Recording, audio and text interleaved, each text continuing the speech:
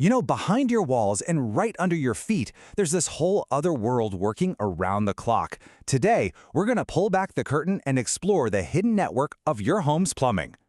You've heard them, right? That weird gurgle from the toilet when nothing's happening, or a sudden bang inside the wall after you shut off a faucet. We usually just ignore them, but what if they're actually trying to tell us something? See, it turns out those aren't just random sounds. Think of them as messages, little signals from the massive, hidden network that keeps your home livable. And learning to speak its language, well, that's the key. Okay, so let's start with what we're even talking about. It's this incredibly intricate web, working 24/7, totally out of sight, bringing you fresh water and, getting rid of the stuff you don't want. Really, every single home relies on this core trio. You've got supply lines bringing clean water in, drains taking the wastewater out, and vents that let the whole system breathe. It's a really brilliant design. But here's the catch. It is always under attack. From the environment, from age, and just from us using it every single day.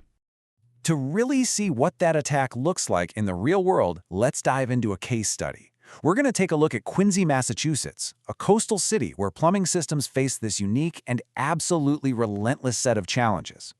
And what's so fascinating here is just how many fronts this battle is fought on.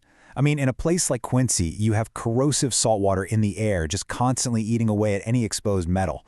You've got these brutal freeze-thaw cycles that put an insane amount of stress on pipes. A lot of the homes are older, with plumbing that's been there for a century. Then you throw in shifting soils, tree roots looking for a water source, and solid granite bedrock, and boom, you have a perfect storm for plumbing disasters. This quote right here, this really gets to the heart of the problem in older homes. We're talking about galvanized steel pipes, basically steel that's coated in zinc to stop it from rusting. But here's the sneaky part.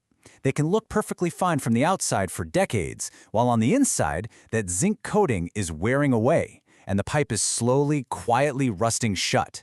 It's a total ticking time bomb. So, if we know the system is under stress, how can you possibly tell what's going on? Well, this is where we get to be detectives. Let's start connecting the symptoms we can actually see and hear to their hidden causes. This is so important. You see rusty or kind of brownish water? That's a direct message about that internal corrosion we were just talking about. A gurgling toilet? That's probably a blocked vent that's starving your drain system for air. And that weak, low water pressure you've been putting up with? That's often years of mineral buildup creating like a traffic jam inside your pipes. And here are a few more. That awful sewer smell could be a crack in your main sewer line, or maybe the water has just evaporated out of the P-trap. That's the little U-shaped pipe under your sink that's supposed to hold water and block sewer gas. A mysterious water stain on the ceiling, classic sign of a tiny pinhole leak from a pipe right above it. And if your basement floods right after a big thaw, oh yeah, that's almost always a pipe that froze, cracked open, and then unleashed all its water once the ice melted. Okay, so once you've decoded the symptoms, what do you actually do? It can feel pretty overwhelming, I know, but we can simplify it. Let's look at a simple framework for taking care of your plumbing. React, maintain, or upgrade. This chart really breaks it down perfectly. React is for those heart-stopping emergencies, burst pipes, gas leaks, where the only goal is to stop the damage right now. Maintain is all about proactive care, stuff like drain cleaning, to stop those emergencies from ever happening and make your system last longer. And then you've got upgrade, which is where you actually improve your home with things like efficient new fixtures or a brand new tankless water heater. And here's why this matters. This simple framework helps you shift your whole mindset. You can actually move from just lurching from one crisis to the next to proactively managing the health of one of the most vital systems in your entire house. But let's be real, a lot of this stuff is way beyond a weekend DIY project. So what happens when you need help? Why is professional plumbing so important? Well, it's because the pros are working from a super detailed blueprint, one that's designed for safety and longevity. It all starts with something called the State Plumbing Code. Now, this is not just a book of suggestions. It's a set of legally binding rules that dictate everything, from the type of copper that can be used to the exact slope of a drain pipe, all designed to protect public health and safety.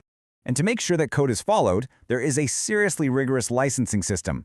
A plumber has to progress through 3 distinct levels: apprentice, then journeyman, and finally master plumber. Each step requires thousands of hours of training and passing some incredibly difficult exams. It is a serious career path. And this is exactly why getting a permit for a job is so important. It's not just about bureaucracy. It triggers an inspection by a third party who verifies the work meets code, which protects you from liability and saves you from massive headaches when you try to sell your home later. It's your guarantee the job was done right. And that really brings us to the main takeaway here. When you hire a licensed plumber, you are not just paying for a person with a wrench. You're paying for their deep, tested knowledge of fluid dynamics, metallurgy, public health regulations, all these complex, interconnected systems. So, we end right where we started.